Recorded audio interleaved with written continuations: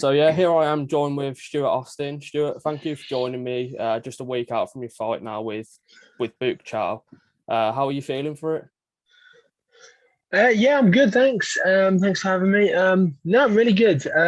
Obviously, just kind of focusing on the task at hand. Kind of tapering down all the training stuff now, so it's like the worst of it's over, Yeah, and now just the waiting game, so to speak. But yeah, no, I'm excited. good. Obviously you're sharing a card with two of your teammates, Simeon and Louis. How does it feel to be sharing a card in London with two of your teammates for the PFL?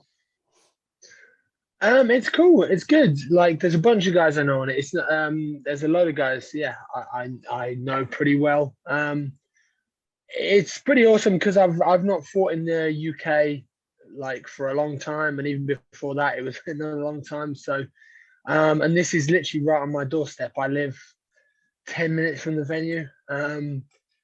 So it's a little bit different for me. It's going to be a bit of a different experience on fight week. So yeah, it's fun. I'm going to be cornering Louis on the night as well, which is something I've never done before, cornering someone and going out to fight myself. So yeah, so I'm really excited. How does that kind of change things for you? Obviously, like you just said, you're cornering your teammate Louis Sutherland and then going out yourself and fighting. Does that kind of make it a bit more tougher for you? No, to be honest, I think it's just going to be like on like the last couple of days. It's just a case of sitting around and waiting and thinking and pondering. Like, and especially on fight day, you're just like sitting at the you're going to chill out in the hotel, but it's like it's not chilling out. You just like Yeah, you just don't stop thinking about what's going to happen. Like what if this and that, and and it's like a pretty stressful time. Like the moments before the fight. The fight is a lot more. Once you get in there, you just start moving. You're doing stuff. So it's a lot. You got to just get on with it. Whereas the time it's the calm before the storm is when it's kind of less pleasant. So I'm actually hoping Corner and Loom might be a bit more. I'm not going to say relaxing, because it's not relaxing to corner somebody, but like distracting, a bit of a yeah, distraction on the day. And I've seen people do it before. I've seen other fighters do it. Like I'm pretty sure I've seen James Krause in the UFC do it. I know he's just retired, but yeah, he's done it before, and I've seen other people do it. So yeah, so we'll see. yeah, perfect. Obviously, just rewinding on the regular season bouts. Obviously, you were matched up with two extremely tough opponents, and things kind of didn't go your way. How was that experience kind of helped you going into this fight? Well, I've only had one regular season bout this year, Yeah, with Bruno. Um, yeah, like it is what it is. Like I asked to fight Bruno. At the end of last year, I wanted to challenge. And then like it was fine. It was whatever. But I had a bunch of things going on in that fight. I basically this is the first this camp, like the last of 8 weeks, is the first time I've been consistently wrestling since 2011. So it's kind of an issue, when you're going and fighting a guy who's obviously a very good striker, and I am definitely a grappler. Like I can strike, um, but at the same time, like I like to take people down, ground and pound, and put pressure on them. So it's so kind of just from the perspective of like knowing it's going to be a lot easier for me to shoot and take people down because I'm going to be more comfortable in my body is going to be yeah, a big benefit. And honestly, I kind of approach everybody with a generally on fighting out with a similar mindset, like but at the same time, yeah, this guy doesn't presents different problems to Bruno. He doesn't have like Bruno's firepower. Bruno's like throws long powerful combination punching, very aggressive, coming to hurt you. And this guy's a little bit more of he's going to throw a couple of shots, move around, try and maybe clinch, stuff like that. So it's a different problem. I kind of, as far as I'm concerned, I've got to take the guy out in front of me. If I don't beat this guy, it's an issue. I'm on a 2-fight skid at the moment. I've got to correct that. So the fact that it's not, the guy who's last year's champion doesn't matter to me right now. What matters is winning. Like it's win win at all costs sort of thing. Definitely. And you've just touched a bit on your opponent, Sofiane Boukichou. He's riding a 3-fight win streak with the UAE. You've just kind of touched a bit on his style. Do you think his style kind of plays into your style a bit more and what you want to do in this fight? Yeah, honestly, I think I'm a bad matchup for him. Like, stylistically wise, he kind of strikes a little bit, but he comes to clinch and bully you on the fence. And like, nobody's ever given me like any real issues on the fence. Like, I have been held on the fence before, but like when I fought Ishii, he held me on the fence for a long time. And I outstruck him maybe 10-1, maybe even more than that. Like, like I beat the shit out of him from my back on the fence. So it's like, if you hold me on the fence, I'm going to beat you up. I'm gonna, like, unfortunately in PFL you can't elbow, but I'm gonna knee, punch, dirty boxing, all that work. He's not, like, I mean, I don't believe he's gonna be able to take me down. I just don't see it happening. I've seen his takedowns, I've seen what he does wrestling wise, and this guy ain't the guy who's gonna put me on my back. No. And if he does, I've got some just brilliant like grapplers, really good big heavy training partners we've been working those positions. And he's kind of hit the same thing in his last 2 fights. And it's just something I don't see him catching me with because I've seen it, I've addressed it. And yeah, I kind of believe my training partners are better than him at what he does. So I think that's, obviously gives you confidence going into the fight. Of course, yeah. I recently spoke with another Brit that kind of has been a candle bearer for the UK in the PFL, like yourself, Brendan Loughnane. He said fighting in the PFL is one of the hardest things any athlete can do. What is your opinion regarding that? Well, in fairness, like Brendan's had a very tough schedule. Brendan, Brendan, I think I saw him post the other day. In the last 12 months, he's now fought 8. This is eighth fight, which is crazy. So it's like it's a tougher schedule wise than anyone. And PFL, the thing with the PFL is like when they offer a fight, it's basically like this is the guy you're fighting. It's not like do you accept this fight so much? It's like right on this day, this is the guy we have for you. There we go. Whereas a lot of other shows, it's kind of a bit more, people will turn down, like some people are going to say yes to every fight, but, like sometimes you might be like, for example, really early in my career, I can't remember how old I was, but I was very young in my career and I got offered to go and fight in Russia against some guy who had 15 fights and I had 3 fights or something. Yeah. It just wasn't a smart fight.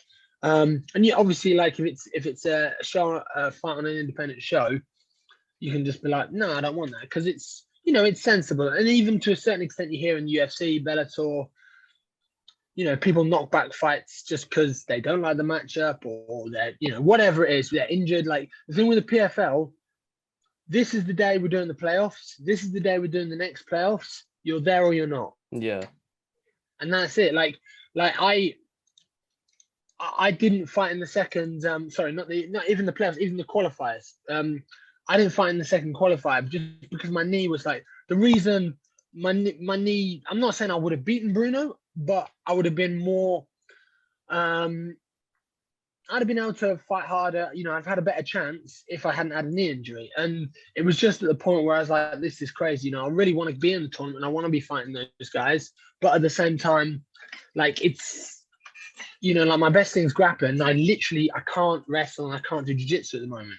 Yeah. So it's like, it makes no sense. You've got to pull out sometimes. But the thing with the PFL, if you pull out of that, well, yeah, so I didn't get a chance to get into the finale because I lost my first fight, pulled out, boom, problem solved. There's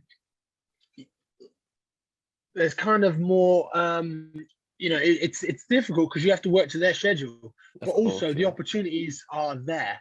Like, I think Brendan will be the first guy to tell you, like, like this year he's going to fight 4 times and he has a really good chance of winning $1 million. And if he wins $1 million, what show can you fight 4 times and get $1 million? Unless you're a UFC champion. Yeah. Really. I don't even know if the Bellator champions, you know, maybe some of them are getting that, but it's not like a guaranteed. You know, not all of them are. It's a lot of money for 4 fights, Of course, and yeah. anybody can get it. There's guys who like can jump in basically off. You know, like they've just put Juan Adams in, Yeah. who's, you know, like because someone else pulled out from the heavyweight tournament. They put Juan Adams in. He's had 1 fight in the PFL. He could go out, win 2 more, 3 fights, and then $1 million. That's Yeah. insane. You know, there's no other division doing that. But that said, people are not here to play. You know, no one's messing here. No. You know, people are coming to kill. Of course, yeah. And then obviously just talking of the tournament, the journey to $1 million. Obviously the PFL recently announced the European League coming next year. Yeah. Has there kind of been any conversations with yourself and the promotion of a win in London this time round? Do you see yourself back on the $1 million tournament or a European League spot?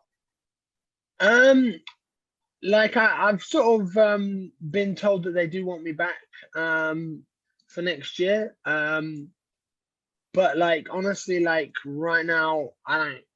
No. Honestly, I'm 2 fights in the hole.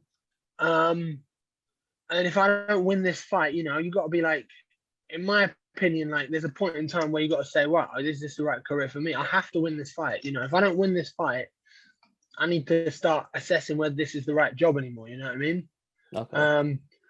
So for example, like Lou, who's fighting on the undercard, I'm coaching him now. I'm actually his coach. You know, that's why I'm cornering him. I'm the head coach. So it's like I'm starting to have more and more responsibilities out, you know, with my coach and with my students and stuff. And that's an amazing opportunity. And I don't want to be the guy necessarily who like people are going like, why is he still fighting? Why shouldn't he just coach? You know what I mean? Like, because, you know, like it's good to be, you know, like everyone wants to fight and everyone wants to keep competing. But there's also a point in time where if I can't beat this guy, in my opinion, if I don't beat this guy, I'm not relevant anymore. And if I'm not relevant, it's not a smart thing. It's not a smart job. Yeah. You know? So like I need to go out and you know, beat Sofiane and put it on him. You know, just to be right now, just to keep my head above the water. Because if I don't do that, like it doesn't matter what happens next year, because most likely I'm not going to be a part of it if I don't beat this guy. You know, I've got to go out there and put it on him. You know, he's got to, you know, people have got to turn around and say, wow, that was, you know, I want to finish him. You know, I don't want to win a decision or this or that. I've got to go and put it on him, smash him, and then we'll talk about next year. In my head, you know what I mean? I'm not getting ahead of him right now. I'm focusing on the task at hand. Yeah. And like you've just mentioned, obviously there's quite a few fighters nowadays who are kind of turning their attentions more to the coaching side if they are at the end of their career. Do you think that that's something that you might see a lot of fighters doing from now on? Like you said earlier, like you mentioned earlier, James Krause, who's made like a really, really good career out of coaching now. He was obviously a fighter before. That might be something that you see fighters doing more often now. Yeah, and the crazy thing with him is he's super relevant still. He's won 7 of his last 8 in UFC. Like that guy, you know, like I mean, the fact, you know, he's not a title challenger yet. He's not fought for the title, but you can't get much more relevant than 7 out of 8 wins, and you know, like, so it's kind of interesting. It's like, but he obviously is starting to my mind, he's just like he's probably come to a point where he's like, oh, my athletes are more important than my own. You know, he's putting more value in his athletes' careers than himself, which is amazing, really. Like, it's kind of a cool thing to see, because most of the time we wait too late, don't we? You know, like if I lose this fight, then people are gonna be like, bro, 3 on the bounce. Maybe it was a bit, you know, like I want to make the decision, you know, when I decide to retire and not have it thrust upon me, sort of thing. You know, if Ray calls me and says, look, Stu, we love you. It's great to, you know, it's great to have had you in the show. But you know, we don't think we've got a place for you then next year. Then it's just like, you know, that's kind of a little bit more, you know, like getting kicked out the door sort of thing. And then where do I go from here? Do I want to go to a regional show? Do I want to, you know what I mean, sort of thing. So like, it's nice to have another option. You know, like if I went and go and get battered, which ain't happening, I'm gonna go and smash him first round. I'm hoping, possibly second round if he really likes getting hit in the face.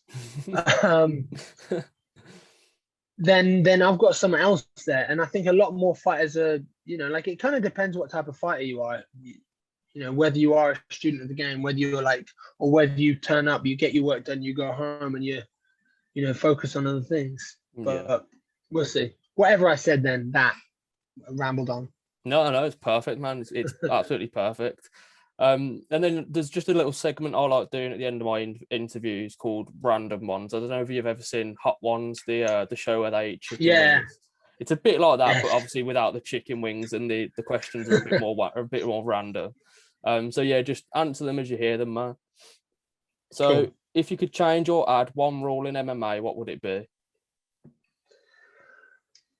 I would do immediate points for a second, losing a point for a second foul. Okay. Maybe even a first foul. Yeah. Okay. That's one that I haven't heard yet. It's a good one. Well, I think if you poke like I've never poked anyone in the eyes in my fight, and I've never hit anyone in the groin. What does that say? Maybe I'm not trying to. There are accidental fouls do happen, but most of them people just don't care enough.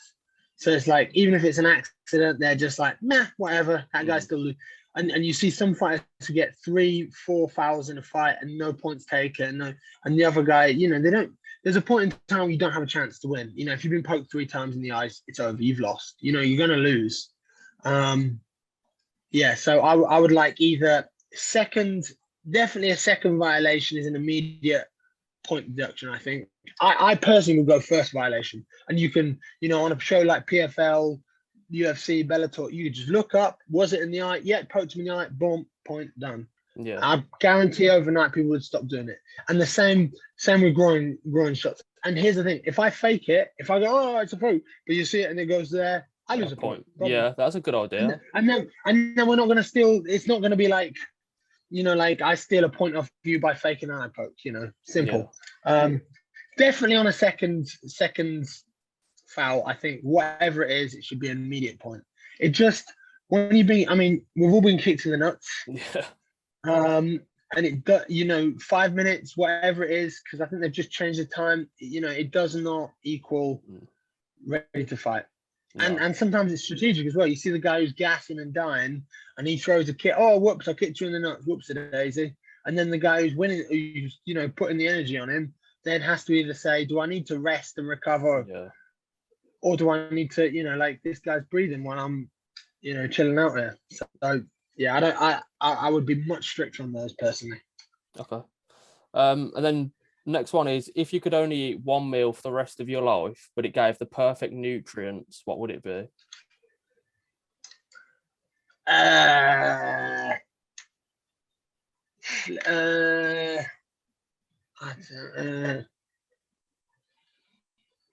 is a hard question. That is good. I guess. Wait, if it gives the perfect nutrients, then it can be anything. It gives the perfect nutrients. So it's not, if it's like a fast food, you don't have to worry about it being like bad for you because it gives the perfect nutrients. What? Oh, fuck. I don't know. I don't know. Like maybe like I'll go for some sort of smoked beef. Okay. You know, like proper like smokehouse food. Yeah. Okay, that's a good one. Yeah. Yeah, smoked potatoes. Yeah. Yeah, nice. This next one is, you can take it how you will. You can do it limb by limb. I think that's what your teammate Louis did. So it's, if you could make the perfect fighter using fighters from past and present, who would you use for the attributes of grappling, striking, and heart? I mean, I guess grappling, you've pretty much got to say Khabib. If you say anyone else, it doesn't really make sense. Striking, I guess John Jones, to be honest. Yeah, I think he's a pretty dominant striker. I mean, to be fair, you could say he's grappling as well for a long time.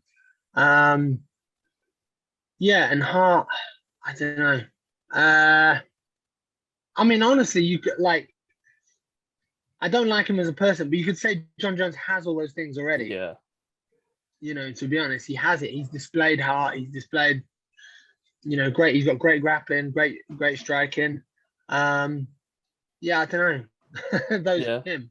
John Jones for heart and striking, and then Khabib grappling. I mean, John Jones for grappling as well. Yeah. Like, honestly, He's the we've already perfect had him. fighter. Yeah. He was pretty fucking good. And then the last one is, how do you think your fight with Sofiane Boukichou goes down? I think I'm gonna stop him at some point. I think either I'll knock him out or I'll put him to sleep with a choke, depending if he goes to the floor. Yeah. Nice. And then if there's anything you want to add, mate, go ahead. Floor's yours. Not really. No? No, I can't really think of anything. No worries, man. Just social media and all that. Stuart Austin MMA. Yeah. Yeah, on the socials.